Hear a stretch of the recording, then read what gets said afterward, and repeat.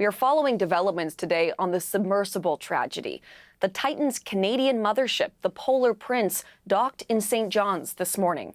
It has been 6 days since the OceanGate submersible imploded, killing all 5 people on board. Located hundreds of kilometers out in the Atlantic and 4,000 meters below the surface. It's a complicated ocean area where no government has jurisdiction. Canada says it's taking the lead role in investigating the ill-fated dive, including the role played by that Canadian support ship. Travis Danraj is in St. John's, and he tells us more about the questions that still need to be answered. There are certainly growing questions about what exactly happened to the Titan and also the Polar Prince. That is the Canadian-flagged vessel, which is now back in the harbor here in St. John's. And it actually was the vessel that tugged Titan out to that spot in the Atlantic where it tried to dive to the wreck of the Titanic. We now know that the TSB, the Transportation Safety Board, they will be investigating this. They'll be leading the investigation into the Polar Prince and also a Titan, and they will be interviewing dozens of crew members and people that were on board Polar Prince to try to get some more information from them in terms of the last minutes of this journey. We also know that there are questions about the timeline here.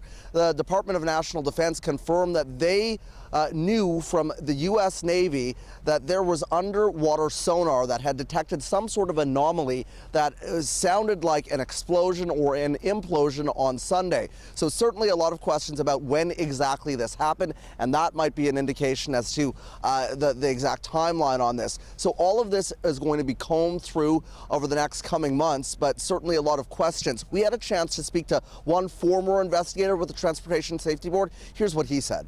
Everybody close to a fire who was involved in an accident participates in its failure. So here it's not identifying any responsible party, but trying to find out and dig out the different phases of the that led to this catastrophe, this disaster, so that you're able to improve and identify these different items and go back then to even the legislator, it could be in this case. There are also, of course, growing concerns about OceanGate and whether or not what they did in terms of this expedition was safe. There had been questions from experts in the oceanographic community for years, really, leading back to 2018, where a joint letter was put out basically telling Stockton Rush that this mission and the construction of Titan was not sound. It did not meet their standards, at least, saying that the carbon fiber hull was not the correct material to use.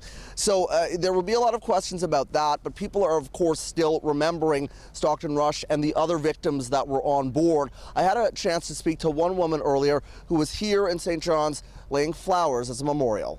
If you live by the sea long enough, you witness tragedy after tragedy. And it's kind of a cumulative thing, but this was a tragedy that did not have to happen. And we've just been so sad, our whole family, over the last few days at the way this whole thing went down with the sub. And also in the coming days, another vessel is expected here in St. John's, that carrying wreckage from the Titan. Travis Danraj, CBC News, St. John's.